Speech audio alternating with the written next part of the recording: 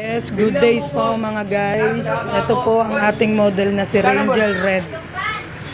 Ayan po siya. Actually, na-assemble pa po siya pero included po sa previous niya is si crown lights, mini pan, dashcam, trapal, yung automatic wiper po.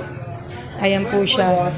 Then ang watts po ng motor niya is 650. Tapos ang battery niya po is 48 volts, 20 amperes.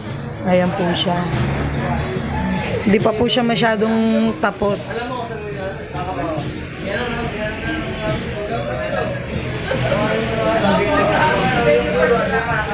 Sa mga interested po dyan, PM nyo lang po ako para ma-replyan po kayo kagad. Or chat nyo po ako sa mismong page ko. Nakayama e-bike Kian. Ayan po.